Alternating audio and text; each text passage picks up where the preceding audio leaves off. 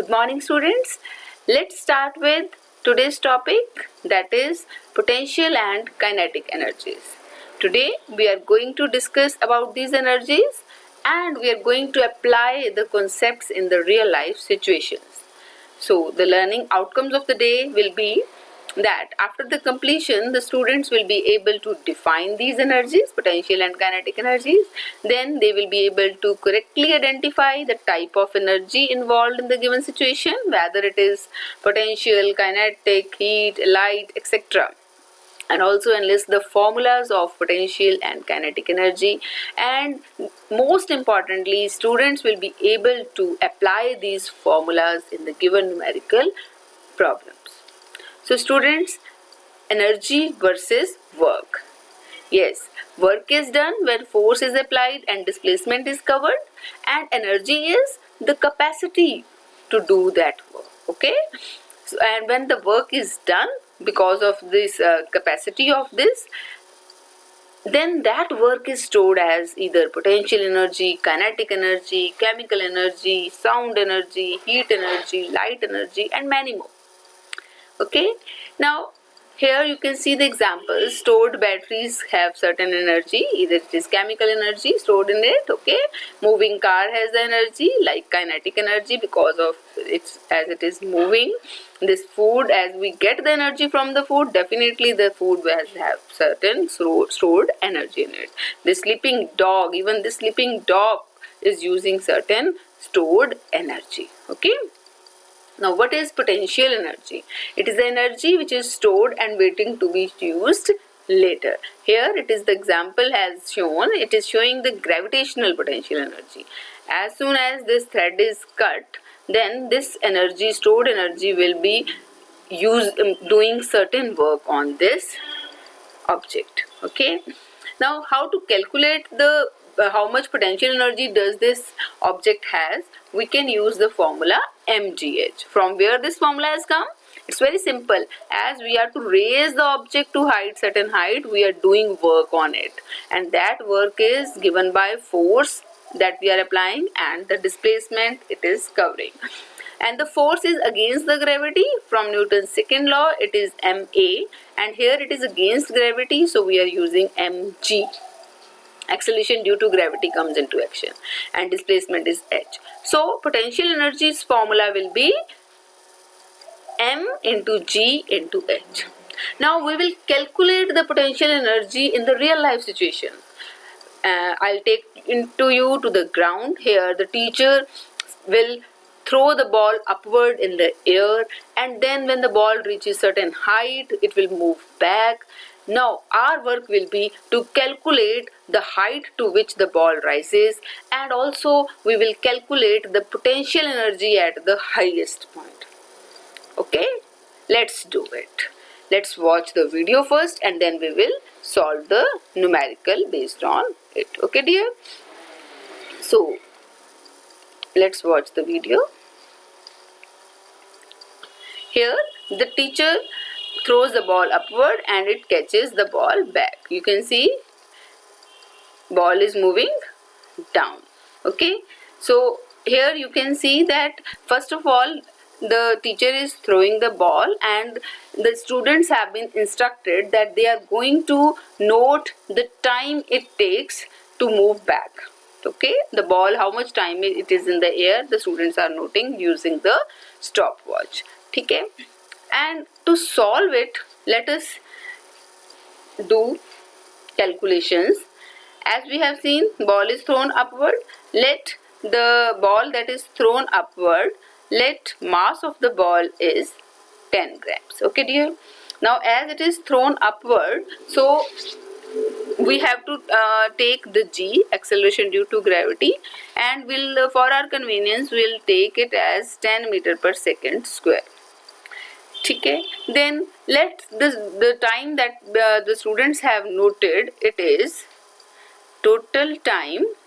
It is as it was performed in the ground, and it was found that the total time was 1.67 seconds. Okay dear, and so you can see here the time is for ascent and also for descent, means when the ball will move up and when the ball will move down, total time is this. So time of ascent will be, है ना, एक तरफ का time of ascent will be half of it. It is approximately 0.8 seconds. Okay dear, now we have the time t, then g also and m also, everything we are having, and when it is reaches the highest point v will be 0 because it is at rest at that time.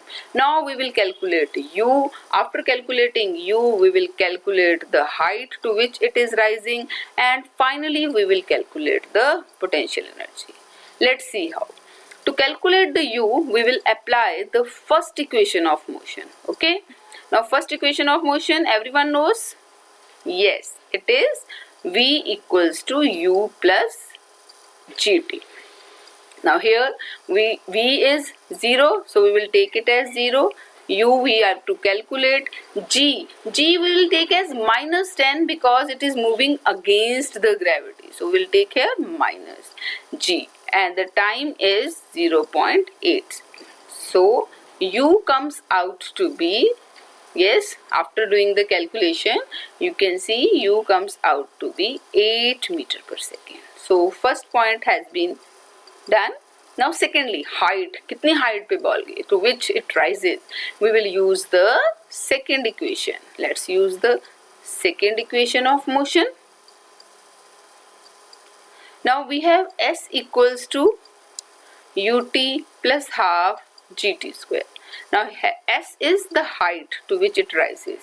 U we have calculated, it is 8, and t we are given with 0.8. ठीक है, half, and then g we will take 10, again minus, it is moving against the gravity upward, and here 0.8 whole square. ठीक है, now after doing this calculation you will get the answer 6.4 minus, it will be 5 multiply 0.64, and it comes out to be 6.4 minus this.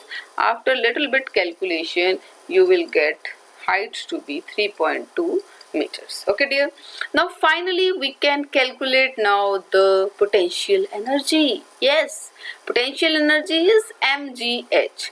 So m is 10, so we have to take it into kg, convert it into kg. So it is 10 upon 1000. G is 10 and height is 3.2. After the calculation you can see here what you get.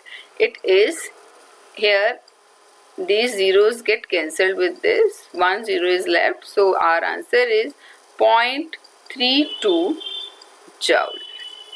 Okay, so you have seen that in the practical situations also we are able to solve the numerical problems. Okay, now let's move to the another energy, that is kinetic energy. When stored energy begins to move, then the stored energy changes into the motion, then that is the kinetic energy. Yes, that means it is the energy of a moving object. ठीक है, kinetic itself means the movement. Let's see certain examples. Here everywhere you can see these 4 examples, all are showing the kinetic energy. Reason is that everyone here, every picture is showing certain motion, moving bodies. Okay, the moving object possesses the kinetic energy. Again, for the expression of kinetic energy, you can use the formula. This again, work is force into displacement, and from here you will get the formula of kinetic energy as half mv square. How?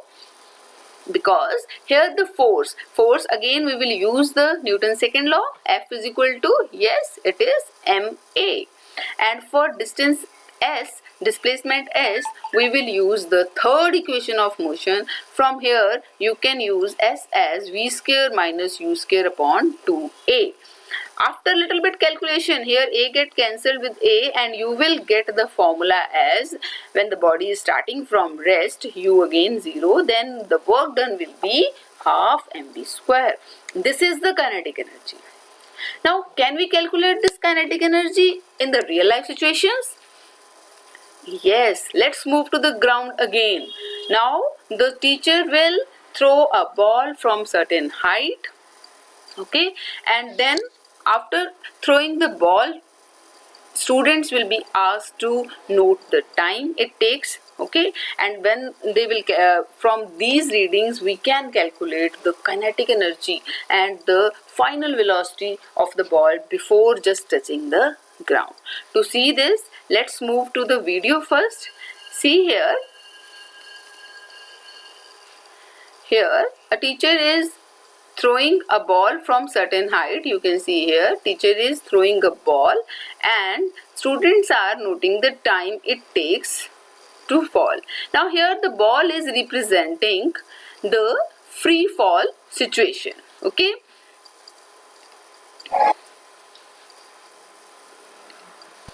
So students, let's calculate it. Here you can see that ball is freely falling, so it is dropped from certain height, so we are taking u as 0. Again we will take g as 10 meter per second square, and students have noted the time. It was just single direction time, okay. No, we are not to take the half of this time now. It was seen that the t is 0.3 seconds. Now simply we can find the final velocity before just touching the ground. Just apply Newton. It will be, we have to apply the first equation of motion. Yes, by applying first equation of motion, you can see v equals to u plus gt. Now here it is dropped, so u को हमने 0 लिया and g is 10. We will take with the positive sign because it is moving towards the earth, and t is 0.3 seconds. So final velocity comes out to be 3 meter per second. Now we have calculated the final velocity before just touching the ground. Now we can calculate the kinetic energy. Yes, it is half mv square.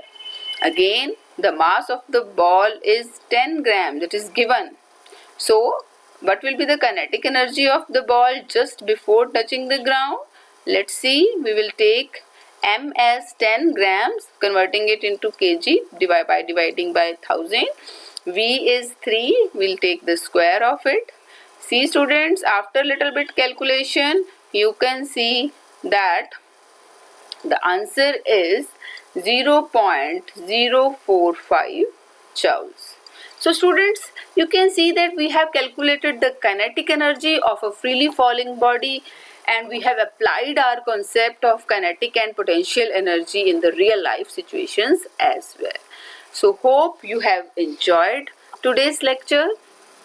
Thank you students.